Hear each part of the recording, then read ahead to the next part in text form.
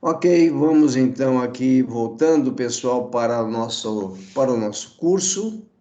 E hoje nós estamos começando uma nova disciplina, graças a Deus, né? Já foram 3 disciplinas. Eu espero que aquilo que nós já estudamos tenha trazido bastante informação, mas não só informação e conhecimento, mas muita revelação para o coração de vocês. E estamos novamente, então, neste sábado de manhã, iniciando uma série de estudos dentro da escatologia, né? Vamos já começar definindo, antes falando do objetivo da nossa disciplina, e depois nós vamos definir, então, o termo escatologia. Então, o objetivo nosso nessa disciplina é estudar as principais correntes escatológicas, tendo em vista encontrar a interpretação mais bíblica quanto aos fins dos tempos, a segunda vinda de Cristo e o reino eterno. Como eu tenho dito para vocês, geralmente quando se fala de escatologia no nosso meio, o que nos é ensinado é apenas uma corrente escatológica, apenas um pensamento, apenas uma linha de interpretação. O objetivo do nosso curso aqui é estudar todas as linhas, ver os prós e os contras. Vocês vão observar que nenhuma linha, nenhuma corrente escatológica é perfeita, todas elas ainda estão em processo de busca e de revelação de Deus. Por isso, eu costumo dizer que, com relação à escatologia, nós não podemos ser dogmáticos. O que significa isso? Eu não posso falar que a minha corrente escatológica com certeza é a verdadeira ou é a mais verdadeira. Então, dentro dessa disciplina, a escatologia, nós precisamos ser bastante humildes para reconhecer que nós não temos ainda toda a revelação de Deus. Nós estamos buscando, nós vamos ver que durante o processo histórico, por isso a história é importante para nós, durante o processo histórico, a revelação de Deus ela vai se desenrolando. Portanto, como nós estamos em 2020, nós não temos ainda toda a revelação escatológica de Deus, tá? Então, nós temos que ser humildes e vamos ver que o próprio Daniel teve dificuldade em entender tudo aquilo que ele escreveu. Porém, Deus nos deu a oportunidade de termos o cânon bíblico todo escrito, tanto do Antigo como do Novo Testamento. Então, hoje nós podemos estudar, nós podemos pesquisar, nós podemos ler, nós podemos meditar e buscar mais conhecimento e revelação de Deus. Então, tudo que nós vamos estar falando não é muito diferente daquilo que vocês já conhecem, mas se vocês não conhecem as outras correntes escatológicas, diferente daquela que você conhece, a partir destes estudos, você então vai ter uma noção de todos ou de todas essas interpretações, e aquilo que encaixar mais no seu coração, você vai colocar aquilo como sendo algo divino para você, entendendo que não é toda a revelação, tá? Como eu disse, nós não podemos fechar numa corrente apenas e dizer que nós estamos com a verdade. Muito bem, então vamos começar. Para nós estudarmos a escatologia, nós temos que conhecer as 70 semanas de Daniel, e também dentro das 70 semanas vocês vão ver que nós temos diversas formas de interpretá-la.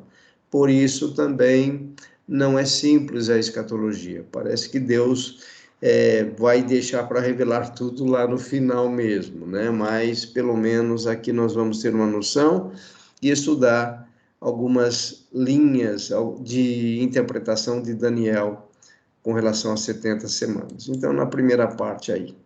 Escatologia do grego é a palavra eschatos, né? Está escrito em grego aí, eschatos ou eschatos, que significa último, mais o sufixo logia. O sufixo logia vocês conhecem bastante, né?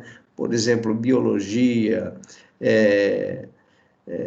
psicologia, ou seja, todas essas disciplinas seculares têm o logia como o sufixo. Então, a logia significa, essa palavra, no grego significa tratado, estudo, teoria.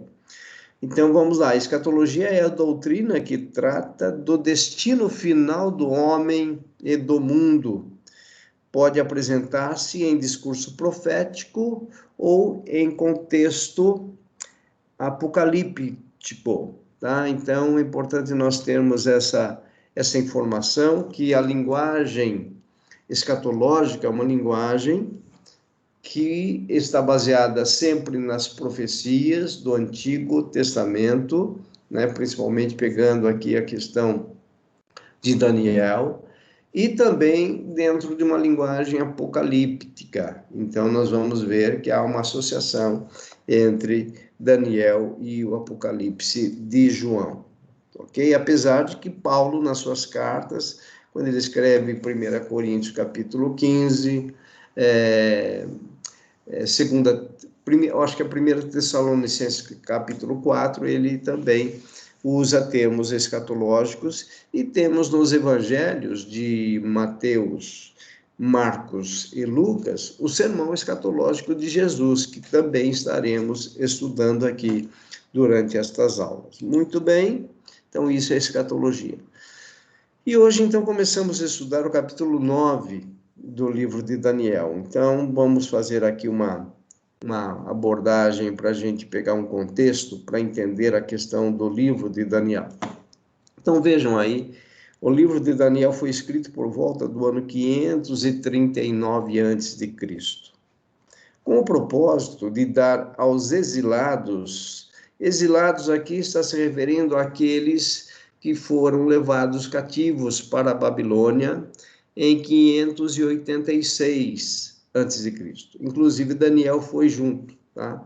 Então, quando Daniel escreve o seu livro aqui, bom, quando Daniel é levado, né, em 586, na verdade foram 3 deportações, mas vamos pegar a última, que foi 586, em que o exército caldeu, né, o exército babilônio, naquela época o Império Babilônico era o que estava dominando o mundo.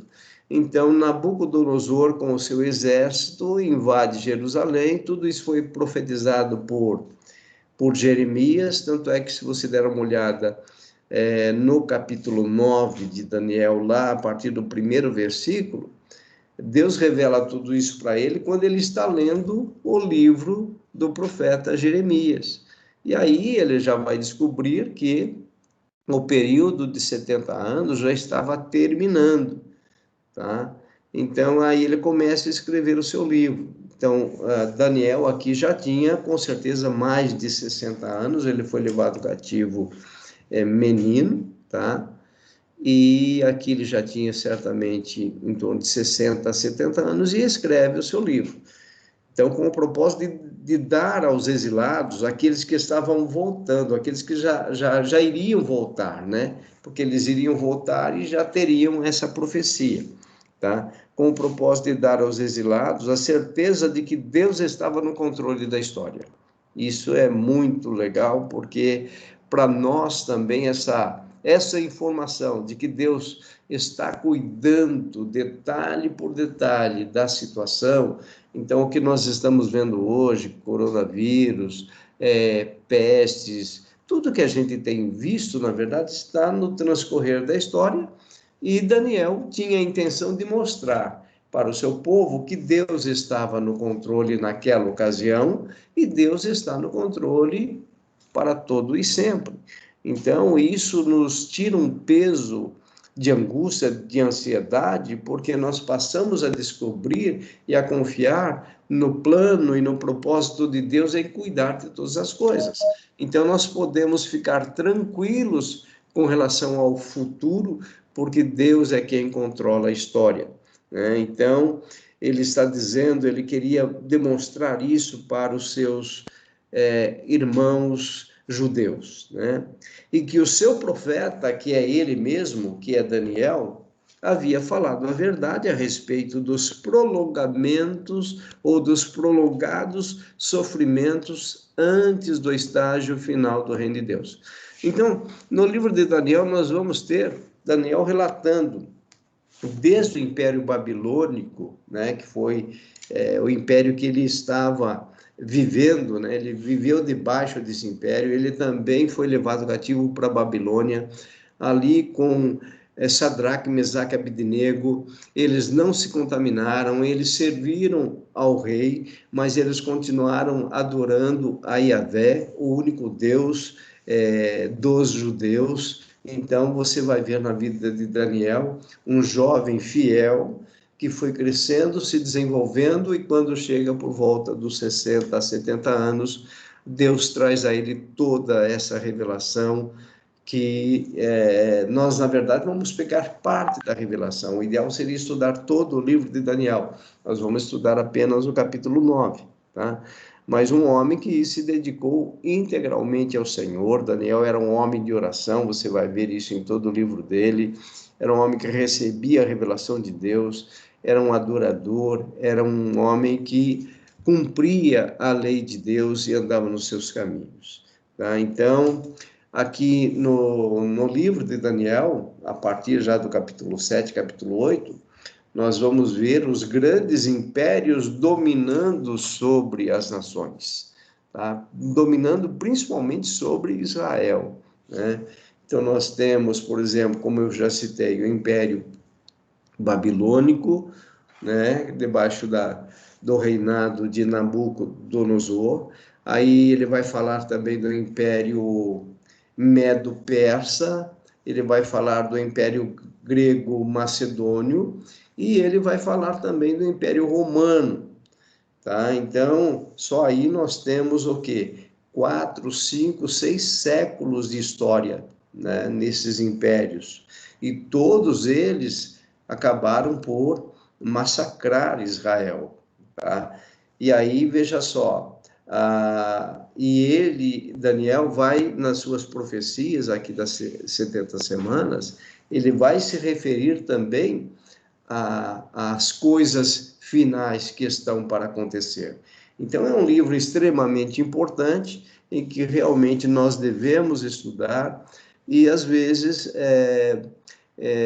esses livros, um panorama histórico desses livros, eles não são ministrados para nós, geralmente, na igreja. E nem o pastor, às vezes, tem condição de estar trazendo um estudo sobre isso. Por isso que eu defendo que as nossas igrejas, independente da igreja que você pertença, você que está aqui conosco, independente da igreja que você pertença, o ideal é que nós tenhamos uma escola bíblica forte para estar ministrando, para estar trazendo as revelações de Deus.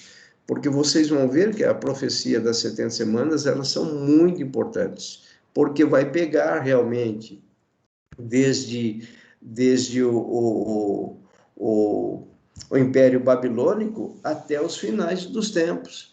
Então, nós precisamos conhecer, isso vai nos ajudar muito em termos de conhecimento e de visão escatológica. Muito bem, então vamos lá, começando então a interpretação de Daniel capítulo 9, tá? Então eu vou abrir aqui a minha Bíblia, eu vou fazer uma leitura geral e depois então nós vamos comentar versículo a versículo dessa profecia das 70 semanas, para nós podermos então ter uma noção geral. E como eu disse, nós queremos chegar a uma interpretação mais próxima que nós pudermos do que Deus está falando através de Daniel. Então vamos lá, eu vou abrir aqui a minha Bíblia em Daniel capítulo 9.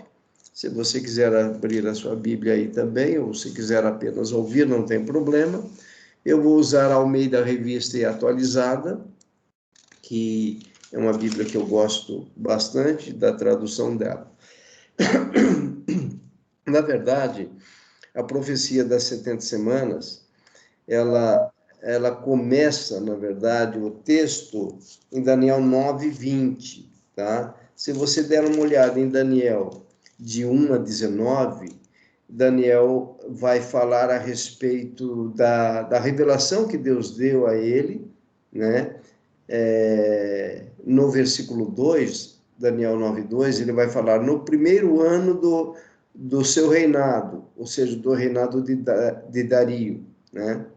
Entendi pelos livros que o número de anos de que falara o Senhor ao profeta Jeremias, que haviam de durar as assolações de Jerusalém, era de 70 anos. Então, isso está no versículo 2. E aí, a partir daí, a partir do versículo 4, ele vai orar, e aqui nós temos uma oração muito interessante de Daniel, porque é uma oração que ele faz e ele tem uma resposta imediata. Daniel tinha essa particularidade de orar e Deus responder imediatamente, tá? Então, a partir do versículo 4, ele vai orar. Primeiro, ele reconhece a grandeza de Deus, ele adora a Deus. Depois, ele confessa os seus pecados e os pecados do seu povo. Isso é uma característica de intercessores, né? Você vai ver Neemias fazendo a mesma coisa, né? Quando Neemias é informado a respeito da destruição e da calamidade que o seu povo estava passando, ele entra num período de oração e de jejum. Então, Daniel faz o mesmo. Depois, continuando a oração de Daniel, que vai do versículo 4 ao 19, aí ele vai clamar pela misericórdia de Deus, tá?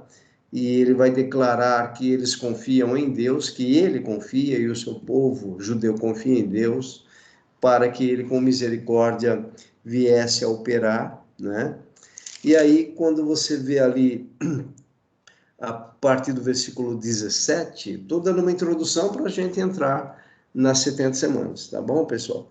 Então, em Daniel 9, a partir do 17, ele vai falar, depois que ele confessou os pecados, ele reconheceu a justiça de Deus, ele reconheceu que os 70 anos era fruto da desobediência, da idolatria de Israel, tudo isso é tratado por Jeremias, ele reconhece tudo isso, e aí, no versículo 17, ele fala, agora, pois, ó Deus nosso, ouve a oração do teu servo, e as suas súplicas, e sobre o teu santuário assolado faze resplandecer o rosto, por amor do Senhor. 18. Inclina, ó Deus, os ouvidos e ouve. Olha só a linguagem que ele fala. Inclina, ó Deus, os ouvidos e ouve. Abre os olhos e olha para a nossa desolação e para a cidade, que é Jerusalém, que é chamada pelo teu nome, porque não lançamos as nossas súplicas perante a tua face, fiados em nossas justiças, mas em tuas muitas misericórdias. Você vê que Daniel, ele faz a sua oração com conhecimento teológico. Quando ele fala dessa forma, que as nossas orações nós lançamos diante do Senhor, diante da tua face, não fiados nas nossas justiças, mas em tuas muitas misericórdias. Então, ele já cria nessa questão de que nós não temos justiça própria, nós não podemos chegar diante de Deus se não for pela misericórdia dele, pelo cuidado dele, pelo sangue de Jesus. E no 19, ele termina a sua oração dizendo, ó Senhor, ouve. Ó Senhor, perdoa. Ó Senhor, atende-nos e age. Atende-nos e age. Não te retardes por amor de ti mesmo, ó Deus meu, porque a tua cidade e o teu povo são chamados pelo teu nome. Então aqui ele termina essa oração e Daniel estava feliz até certo ponto, por quê? Pelos cálculos históricos, essa oração Daniel faz quando faltava por volta de 2 anos para se cumprir os 70 anos. Então veja a situação, ele está ali no cativeiro também na Babilônia, e de repente ele abre os pergaminhos no profeta Jeremias e lhe é revelado naquele momento que o período de escravidão de exílio era de 70 anos. Aí ele dá uma olhada no calendário e fala, poxa, faltam 2 anos para terminar.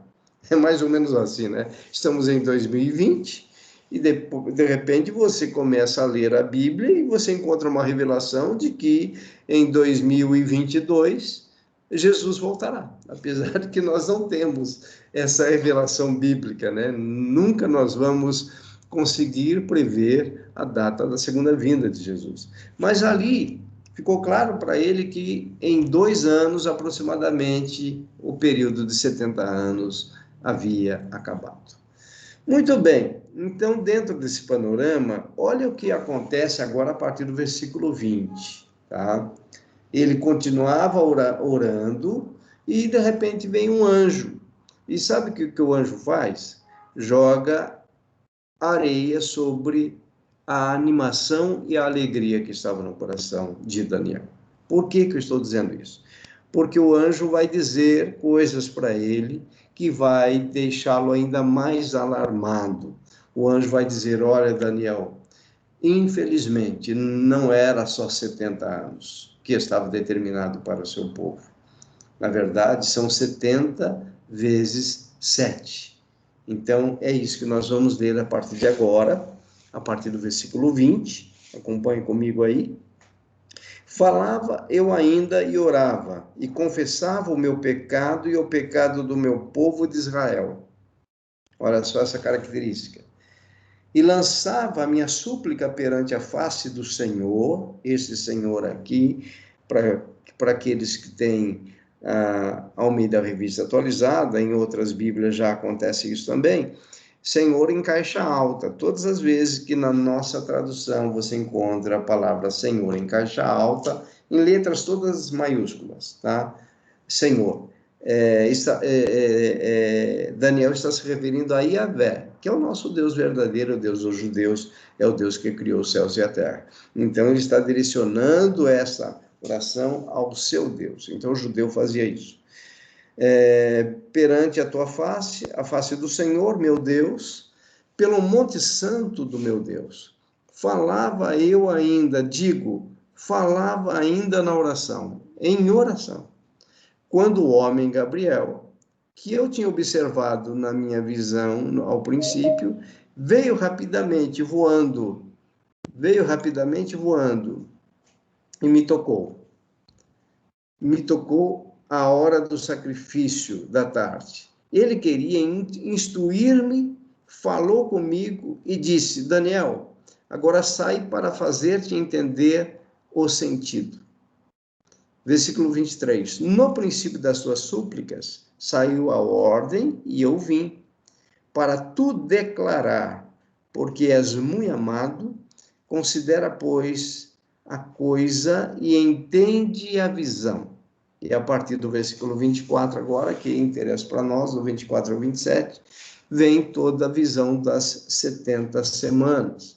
Então, Daniel estava pensando que tinha acabado o período de sofrimento, porém o anjo vem e fala, não, tem mais. Então, a partir do versículo 24, 70 semanas estão determinadas sobre o teu povo e sobre a tua santa cidade, para fazer cessar a transgressão, para dar fim aos pecados, para expiar a iniquidade, para trazer a justiça eterna, para selar a visão e a profecia e para ungir o santo dos santos. Sabe e entende, desde a saída da ordem para restaurar e para edificar Jerusalém até ao ungido, ao príncipe, 7 semanas e 62 semanas. As praças e as circunvalações se reedificarão, mas em tempos angustiosos. Depois das 62 semanas, será morto o ungido e já não estará. E o povo de um príncipe que há de vir destruirá a cidade e o santuário. E o seu fim será num dilúvio, e até ao fim haverá guerra. Desolações são determinadas. Ele fará firme aliança com muitos por 1 semana. Na metade da semana fará cessar o sacrifício e a oferta de manjares sobre a asa das abominações virá o assolador, até que a destruição que está determinada se derrame sobre ele. Muito bem. Então, o anjo muito bonzinho, né?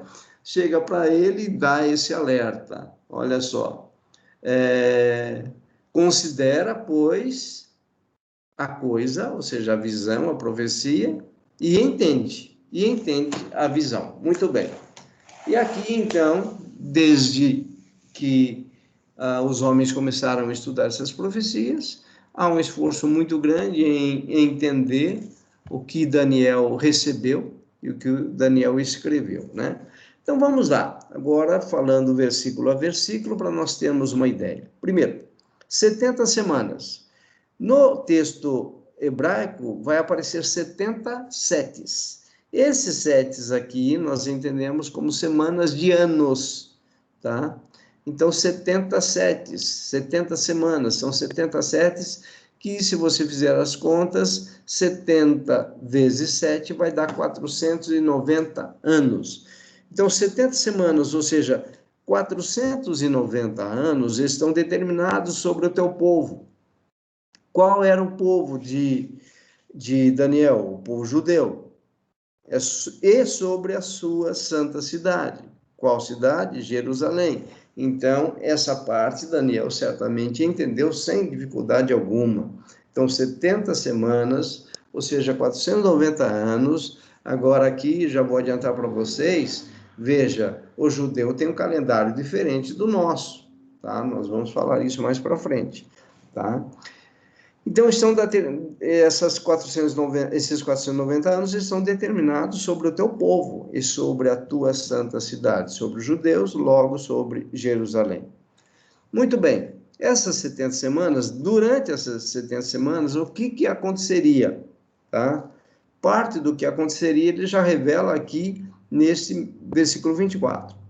Veja, para fazer cessar a transgressão, para dar fim aos pecados, para expiar a iniquidade, para trazer a justiça eterna, para selar a visão e a profecia e para ungir o santo dos santos.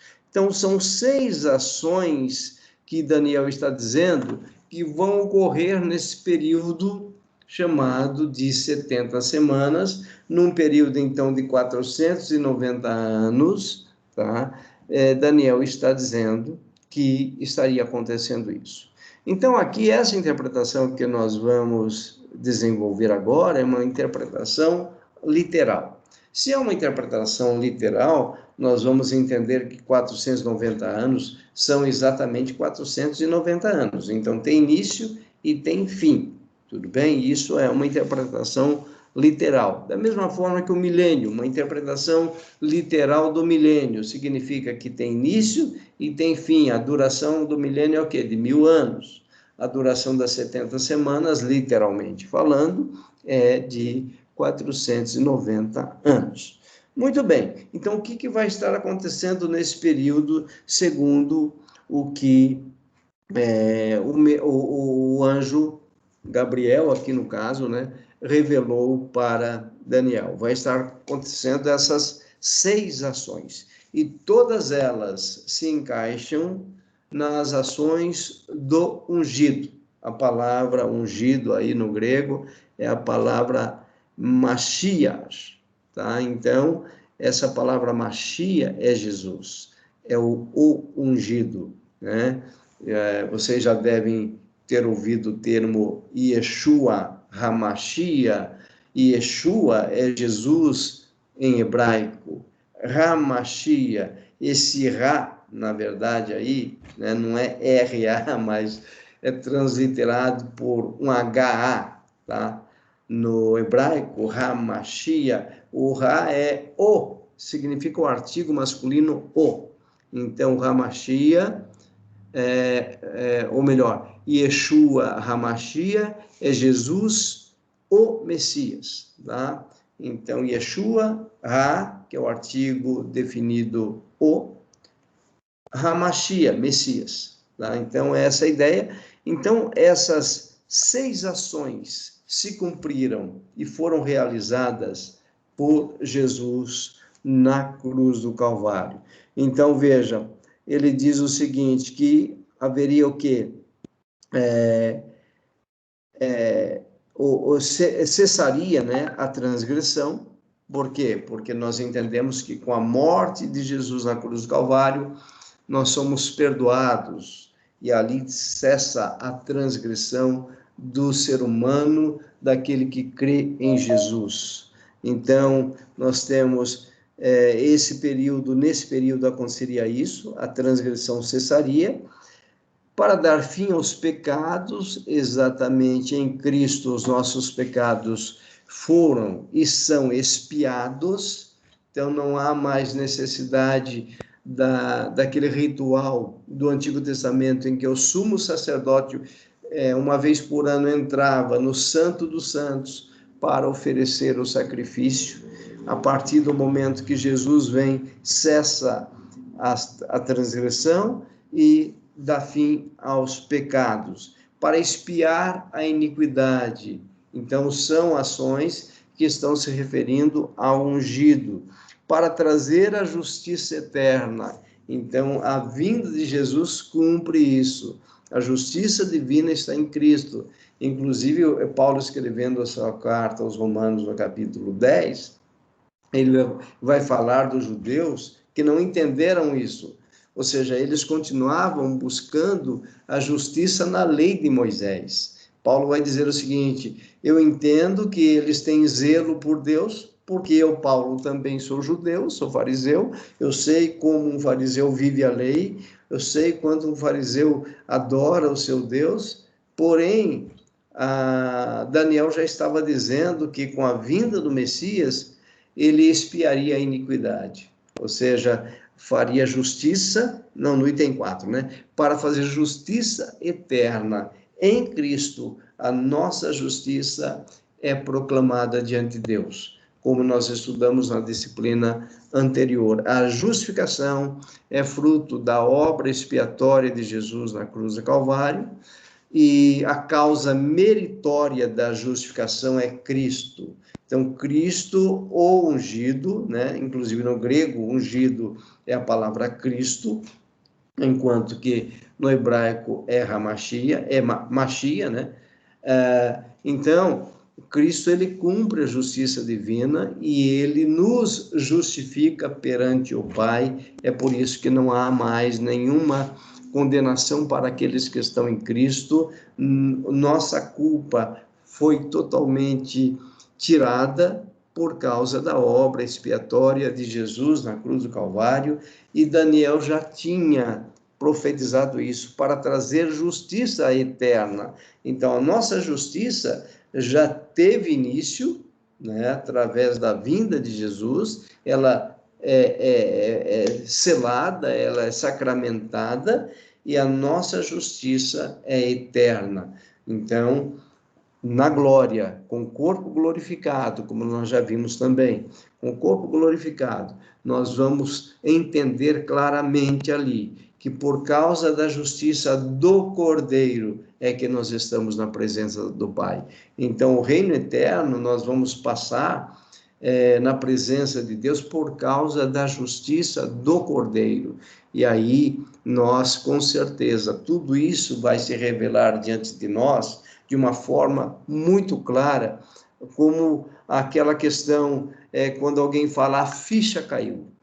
Aí nós vamos ver, então, o amor do Pai na redenção, a obra do Filho e o Espírito Santo aplicando tudo isso para nos revelar, para nos trazer essas verdades. Para selar a visão e a profecia, então ele está dizendo o seguinte, que nesse período de 490 anos, tudo vai acontecer, vai se cumprir ali, vai selar a visão e a profecia, tá? A partir daquele momento acabou, final, né? E para ungir o Santo dos Santos. Aqui, para ungir o Santo dos Santos, o que nós temos que entender? Aí nós temos que ler um pouquinho da carta aos Hebreus. Por isso que a Bíblia, ela, na verdade, é um desenrolar das revelações de Deus. Nós não podemos pegar um versículo isolado, um livro isolado, um texto isolado, mas nós temos que ter o quê? Uma revelação progressiva, continuada de tudo aquilo que Deus está falando, porque a Bíblia é a palavra de Deus, tá certo? Então, para ungir o Santo dos Santos, e foi exatamente isso que Jesus fez ao morrer na cruz do Calvário, tá? Depois, então, que ele pronuncia o está consumado, tetelestai em grego, está consumado, Jesus morre. Naquele momento, ele entra no Santo dos Santos. Por quê? Ele entrou no Santo dos Santos. E Deus ainda deu uma grande dica para os judeus dessa entrada celestial de Jesus no Santo dos Santos, cumprindo-se então essa unção do Santo dos Santos. Qual foi a grande dica de Deus para os judeus? No momento da morte de Jesus, o véu do templo se rasgou de cima a baixo. O que significa isso? Que Jesus, como sumo sacerdote, conforme a revelação ali do escritor aos Hebreus, como sumo sacerdote, ele entrou uma única vez no Santo dos Santos e ofereceu o seu próprio sangue como expiação para os nossos pecados. Então, em Cristo cumpre-se o quê? As transgressões cessam, os pecados têm fim, expia a iniquidade, traz a justiça eterna, sela a visão e a profecia, e ele unge o Santo dos Santos. Ele entra no Santo dos Santos e quando o véu é rasgado, é como Deus está dizendo, não há mais separação entre o Santo dos Santos e o lugar santo. Não há mais separação entre eu, Deus, e vocês. É Deus falando, em Cristo eu aceito vocês na minha presença. Ok? Vamos dar um intervalo e retornamos logo mais com a segunda parte desta aula.